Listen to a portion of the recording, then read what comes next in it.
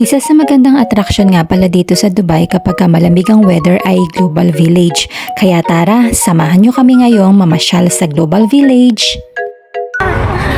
This is not what I remember. No, before we didn't ride in like this. At dahil matagal nga kaming hindi nagawi dito, tinuro kami sa parking ng Cityland Mall. At dahil continuous nga ang construction around the area, pinanibago nga talaga kami dahil hinahanap namin ang malaking parking kung saan maglalakad ka ng napakalayo. Enjoy din namang magbike at ayan nga, chinika-chika na kami ng driver.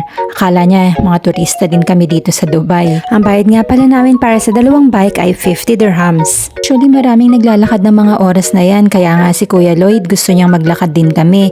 Kaya lang ang mga mamang driver sinasabi nila sa amin na malayo, kaya ayan napasakay tuloy kami. Tayo, malapit lang pala. Go anak. So here also it's layout. Thank you. Tayo, lapit pala. Mali yung sinabi nila, di ba? Ang lapit lang pala. Dapat naglakad lang tayo. Napeki kami ng bike, 25 dirhams. Ang lapit lang pala.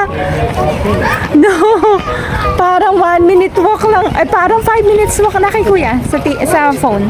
Saktong kabubukas nga lang ng gate ng mga oras na yan, kaya kung mapapansin nyo wala pa halos tao. At dahil nga bumili rin kami ng ticket online para magamit namin ang facade discount ni Daddy at mabilis nga kaming nakapasok. Backside area nga pala itong entrance na dinaanan namin, kaya kami nanibago. Hindi nila nakita yung chocolate.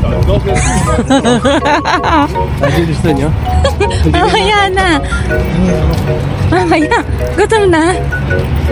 Well, there's nobody here. Just open. Yeah, they just open. So there's nothing really to do right now.